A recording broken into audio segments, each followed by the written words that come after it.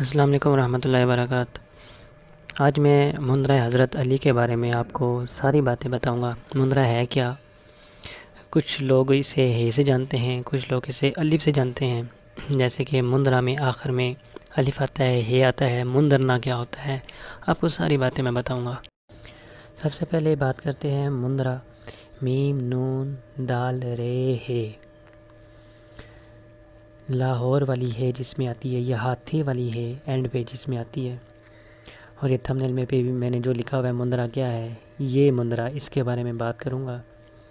مند کا مطلب ہے بھرنا، بھر دینا یا بند کر دینا، اور راہ کا مطلب ہے کہ رستہ۔ جیسے کہ نام سے ہی ظاہر ہو رہا ہے، بھرا ہوا رستہ، رستے کا بھرنا، کسی خالی جگہ کو بھر دینا۔ منظرہ وہ دعا یا التجا ہے جو اللہ پاک کی بارگاہ میں وسیلہ محمد و آل محمد کے آیات قرآنی، اسماء الحسنی، بزرگان دین اور خصوصاً ولایت تاجدار امام اول ہادی برحق حضرت علی علیہ السلام کے نام اور ان کی ذوالفقار کے چلنے اور مختلف واقعات کی شمع کا واسطہ دے کر کی جاتی ہے۔ منظرہ ایک وسیلہ ہے۔ منظرہ تمام فقراء اور جو میں نے باتیں جن کا ذکر میں نے کیا ان کا واسطہ اور وسیلہ بارگاہ الہی میں پیش کرنا، ایک التجا اور مناجات جسے ہم بول سکتے ہیں، وہ کی جاتی ہے۔ اس کو بیسیکلی منظرہ بولتے ہیں۔ اب آ جاتے ہیں میم نون دال رے الف کی طرف۔ یہ منظرہ کیا ہے؟ پنجاب والی سائڈ پہ آپ نے اکثر دیکھا ہوگا، سنا ہوگا کہ لوگوں نے کان میں یا ہاتھ میں منظرہ جو ہے وہ پہنا ہوتا ہے۔ اکثر اس میں شاید آپ نے کچھ گانے وغیرہ، کچھ سانگز وغیرہ بھی سنے ہوں۔ قدیم لوگوں میں یہ منظرہ یا بندہ اسے بولیں، یہ کان میں یا ہاتھ میں پہنا ہوتا تھا۔ منظرہ یہ مندری سے بڑا گول کان میں ڈالا جاتا ہے۔ اسے کنڈا بول سکتے ہیں، بالا بھی بول سکتے ہیں، یعنی بڑی بالی۔ جو پرانے زمانے میں جوگی سنیاسی تھے، وہ اپنے وعدے اور وچن کا پاس رکھوانے کے لیے اور اپنی قسم کا برقرار رکھنے کے لیے اپنے مریدوں کو، جو سانپ سادھو وغیرہ ہوتے جڑی بوٹیوں کا کام کرتے تھے، ان کے حوالے سے، یعنی کہ یہ جو سنیاسی ہیں وہ اپنے کان میں نا انہیں منظر ڈال دیتے تھے۔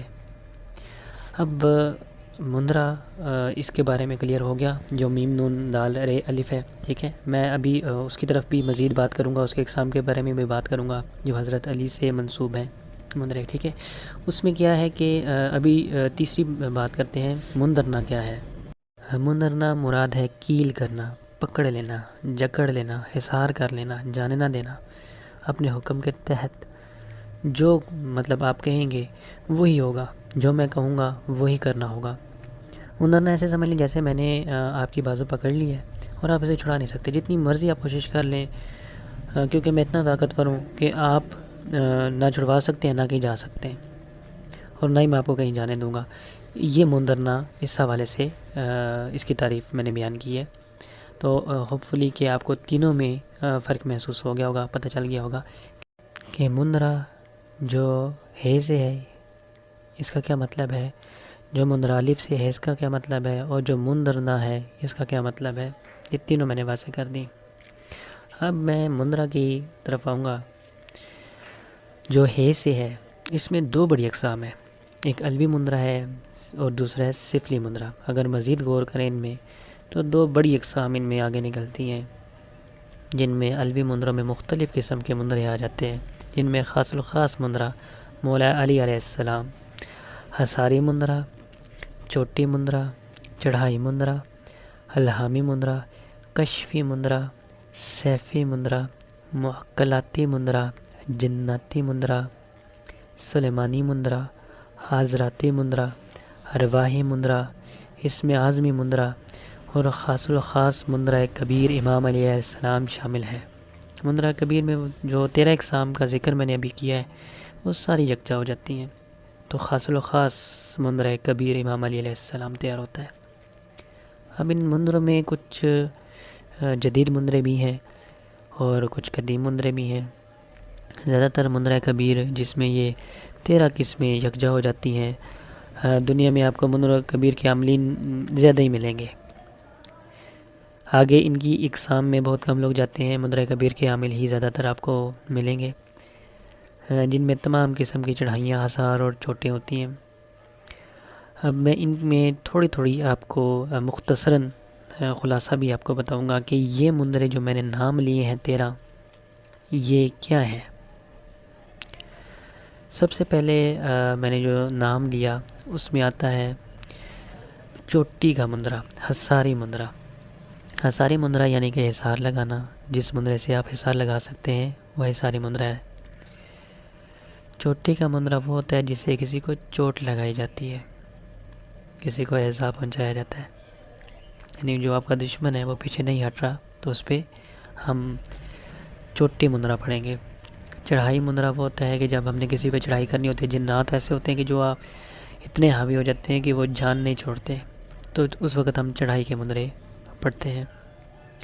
الہامی مندرے وہ ہوتے ہیں کہ جو نام سے ہی ظاہر ہے کہ ہمارے دل میں وہ بات ڈال دی جاتی ہے کہ کس کام کو کیسے سر انجام دیا جائے۔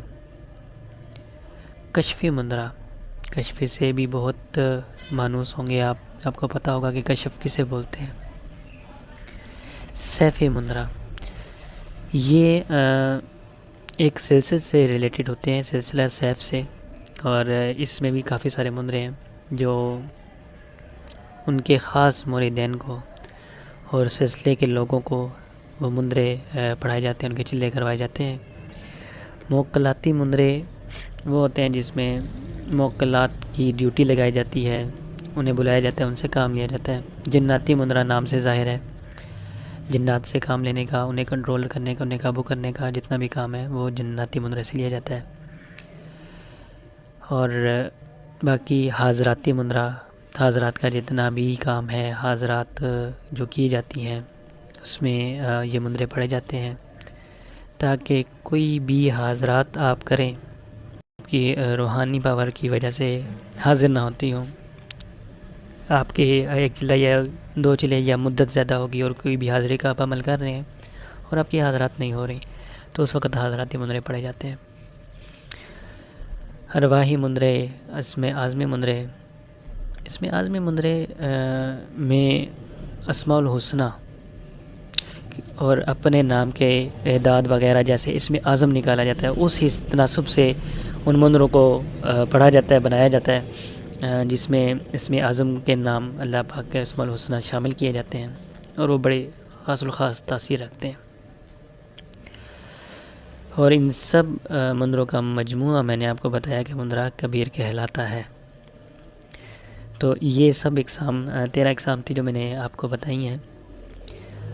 اب ان میں آگے مزید اگر چلیں گے تو میں نے جدید مندرے اور قدیم مندروں کی بات کی۔ جدید مندروں میں ہم اپنی ضرورت کے مطابق کچھ چیزیں ایڈ کر دیتے ہیں، اس میں علم و عمل کے مطابق جو ہے وہ ہم اس میں کچھ الفاظ، کچھ جملے ایڈ کر دیتے ہیں، جس میں روحانی چیز سے کام لینے کا طریقہ کار جو بھی آپ کے پاس ہے، موکل ہے، پری ہے، ڈین ہے، دیو ہے، اس کے نام کو یا اسے کام لینے کے کچھ جملے ایڈ کر دیتے ہیں اور حکم لگا دیتے ہیں، تاکہ وہ چیز جو آپ کے قبضے میں ہے اسے کام لیا جا سکتے کہ فلاں کام کیسے کرنا ہے یا فلاں کام میرا کرو، تو وہ حکم لگایا جاتا ہے۔ ایکچولی کافی سارے عاملین ایسے ہیں، 80% تو ایسے ہوں گے کہ جن کا کشف بند ہوتا ہے، جن کا باطن کھلا نہیں ہوتا، باطنی آنکھ ان کی بند ہوتی ہے، عملیات تو وہ کر رہے ہوتے ہیں، انہیں کوئی چیز نظر نہیں آتی۔ جب کوئی بندہ مندرہ پڑھتا ہے اور وہ کوئی چیز چھپ جاتی ہے، حاضر نہیں ہوتی، یعنی کسی انسان میں اگر حاضریاں ہوتی ہیں اور اسے جنات تنگ کرتے ہیں تو وہ مندرہ پڑھے گا تو وہ چیز حاضر ہو جاتی ہے، اور مندرہ اپنی جگہ خود بنا لیتا ہے، تلاش کر لیتا ہے کہ اس نے کہاں پہ بیٹھنا ہے، انسان کی کون سی بیماری ہے اسے دور کرنا ہے، اور کیا اسے روحانی مسئلہ ہے یا جسمانی مسئلہ ہے، وٹ ایور جو بھی مسئلہ اسے ہوتا ہے، مندرہ اپنی جگہ بنا کر مطلوب کے جسم میں اس کی اس بیماری کو کھینچ کے نکال دیتا ہے، دور کر دیتا ہے۔ وسیلہ ہوتا ہے، کرنا تو اللہ پاک نہیں ہوتا ہے، لیکن میں مندرے کی تعریف بیان کر رہا ہوں کہ اس کا بیسیکلی جو ورتھ اس کا کام ہے کیا، اپنی جگہ تلاش کرنا، اور حاضرات نہیں ہو رہی تب بھی اس چیز کو وہاں سے دفع کرنا، چاہے وہ خبیث ہیں ارواح، چاہے نیک ارواح ہیں، یا جیسے بھی جو بھی جنات ہیں، کوئی بھی مخلوق ہے جو تنگ کر رہی ہے۔ بعض اوقات ایسا ہوتا ہے کہ جسم کے اندر اس کی حاضری نہیں ہوتی، بلکہ مریض کے گردن کے پیچھے وہ حاضر ہوئی ہوتی ہے اور اسے تنگ کر رہی ہوتی ہے۔ ایسی صورت میں جو مریض جسے وہ سمجھتا ہے کہ مریض میں حاضری ہو چکی ہے اور مریض کو تنگ کر رہی ہے، چاہے جن ہے یا جو بھی، تو اس وقت مندرے سے حصار لگایا جاتا ہے مریض کے ارد گرد کڑے کی شکل میں۔ تب اگر گردن کے پیچھے بھی وہ حاضری کھڑی ہوئی ہوگی تو وہ ہٹ جائے گی، اسے قابو کر لیا جائے گا، کیونکہ ان چیزوں کو ایسے بھگاتے نہیں ہیں، ان چیزوں کو جلایا بھی نہیں جاتا، ان چیزوں سے قسم لی جاتی ہے، وچن لیا جاتا ہے، اور انہیں دوبارہ نہ آنے پر قائل کیا جاتا ہے تاکہ یہ مریض کو چھوڑ دیں اور انہیں تنگ نہ کریں۔ تو یہ میں نے مندرے کے حوالے سے آپ کو ساری باتیں بتائیں کہ اس میں کڑے بھی لگائے جاتے ہیں، حصار بھی لگائے جاتے ہیں، جنات کو بھگایا جاتا ہے، ہر طرح کی بیماری کا علاج بھی کیا جاتا ہے، بہت سارے کام مندروں سے لیے جاتے ہیں اور بہت زیادہ طاقت والے ہوتے ہیں۔ میں نے کچھ مندرے اپنی ویڈیوز اپلوڈ بھی کی ہیں چینل پہ، مزید بھی اپلوڈ کرتا رہوں گا۔ کافی ساری ایسی چیزیں ہیں جو آپ کے فائدے کے لیے ہیں، اور با اجازت دوں گا، یہ بڑی پاور کے حامل ہوتے ہیں یہ مندرے، اور بڑا بوسٹ اپ کرتے ہیں آپ کے ہر مقصد کو، جو بھی آپ کا مقصد ہو اس میں آپ کی یہ بڑی مدد کرتے ہیں، بندش کو دور کرنا، جادو جنات کو دور کرنا۔